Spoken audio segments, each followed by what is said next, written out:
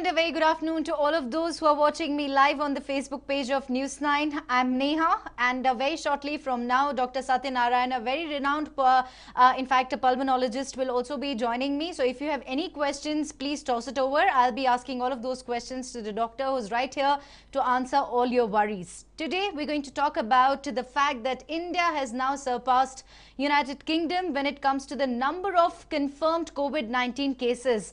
And India is now the fourth worst affected nation.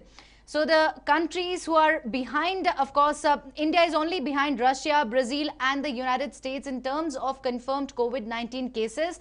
Do remember that today as well, India has seen highest single day spike in COVID-19 cases. Over 10,000 COVID-19 cases were registered in just a span of 24 hours and over 390 people have succumbed to the deadly virus again in just a span of 24 hours. So the COVID-19 tally of India, of course, the total confirmed cases stand at 2,97,535. We seem to be inching very close to the 3 lakh mark. And of course, the silver lining, however, here is the number of discharges, which continue to be more than the number of active cases.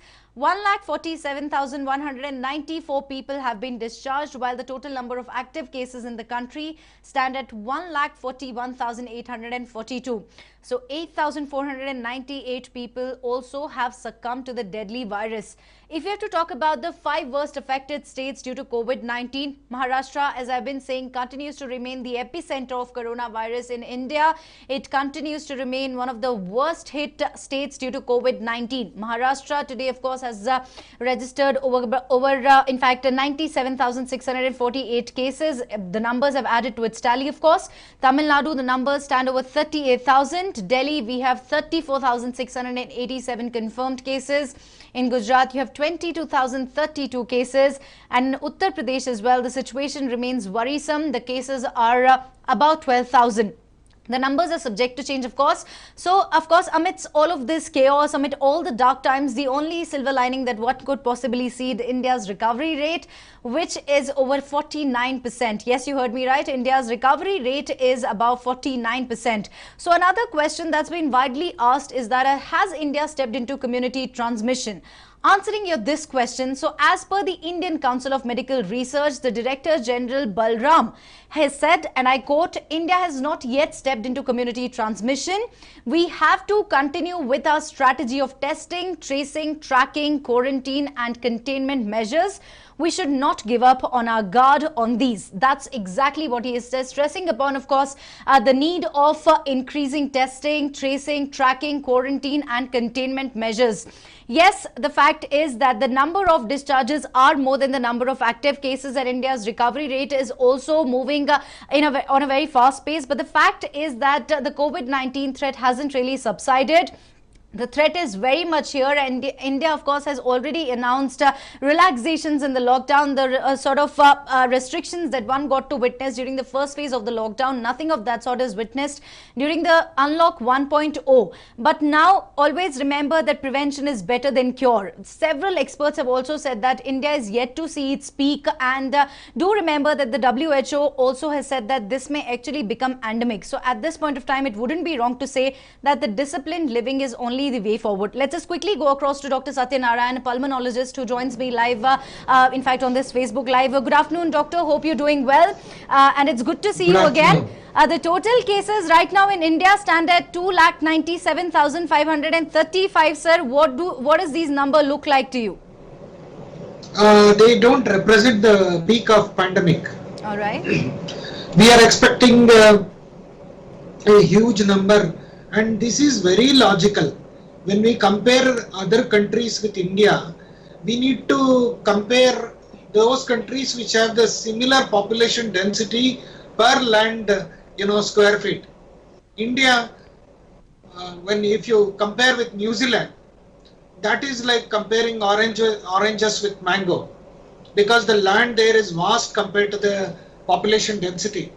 In India, the population density is so vast and crowded, and Maharashtra is actually has the highest population density because it is the commercial capital, economic capital, and therefore we are paying a very heavy price in Maharashtra. So I think for India, the peak will be much more. All right. But sir, the fact is that the total discharges continue to remain more than the number of active cases, and this is the third consecutive day. So the total number of discharges on one side, you have 1,47,000, above of course 1,47,000, and the active cases are above 1,41,000. But on the other side, the cases being registered are also increasing very rapidly, and India has now surpassed UK when it comes to the number of confirmed cases. So what does these figures really tell us? Has the COVID-19 threat subsided for India? The recovery is almost matching the active cases. This only means that healthcare system is getting more geared up. The virus has become less infective, less lethal, or the virulence factor of the COVID SARS-CoV-2 virus has come down, but it might have increased its infectivity. So that is exactly what this represents. So even now, lockdown or no lockdown, if we are all responsible, everyone is responsible.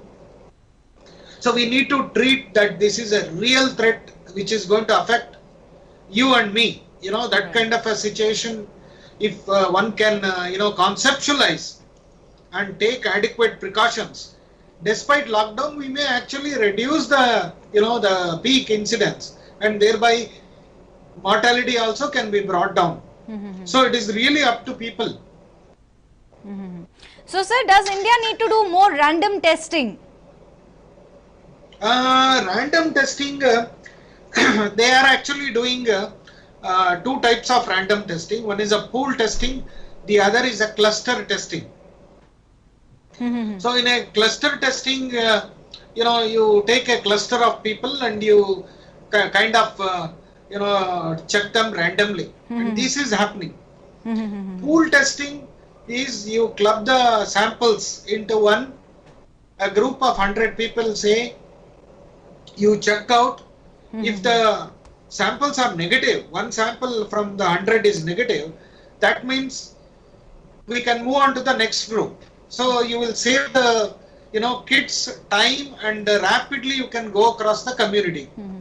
But what I am saying is, testing is secondary, but are we doing enough on an individual That's the note? question. Is India doing enough? That's the question that's been asked several times, to which the ICMR has also responded by saying yes, India is testing enough.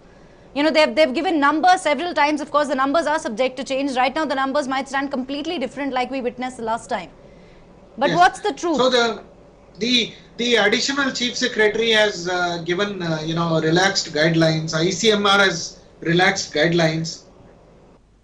The number of testing dragnet has been widened. Definitely, I think SARI and ILI, more of ILI is being allowed to test. Even the in the dead we are testing. So these are all pointing out to the fact that testing capacity and the intention to test has definitely increased, and there is no doubt. Okay, Dr. Satyanarayana, why is it that, in states like Maharashtra, Delhi, Gujarat, or, Madhya Pradesh or Gujarat, Uttar Pradesh, sorry, you have more number of cases than compared to any other state in India? I think each state, there are two reasons. Let's One only talk is, about Maharashtra now. Let's only talk about two states, Maharashtra Correct. and Delhi. Maharashtra and Correct. Delhi. Correct. See, one of the earliest thing that we learnt from Maharashtra was the virus was of a H-type mutation, more virulent. Second, Maharashtra being the capital, financial capital and economic capital, is quite vastly and very densely populated. In a small square feet of area, you find a whole family, having to live. And we have the biggest, economically challenged group in Dharavi and other places. But Dharavi hasn't these- reported any cases in the last, few days. So that's remarkable, isn't it? Given the fact It that is it's possible Asia's that they biggest have slum. herd immunity. They have acquired a kind of herd immunity in Dharavi, which is a very good factor. But in other parts, the entire health system was overwhelmed in matter of 2-3 days. This is beginning of the pandemic. So that is become the biggest factor in Maharashtra, I feel. In other states, in comparison, the time to increase the healthcare services, streamline the healthcare service, ramping up infrastructure, capacity building, all these things, there was a lot of time, and lockdown was really successful. All right, Doctor, Maharashtra needs to. All right, Dr. Satyanarayana, I'm sorry to interrupt. I'm short of time here, but quickly I'd like you to answer this. The ICMR yesterday has said that urban slum population is more vulnerable to contract the COVID-19 deadly pandemic. Why is that? One of the simple factor is overcrowding, close contact, less provision for physical distancing. Is there anything more than the obvious? Is there anything more than the obvious? There is no other factors like community transmission at this point of time. As long as you can tease out that there are primary contact, secondary contact, the question of community transmission does not arise. Only when you find a large group of people without any contact, then only the question can be entertained.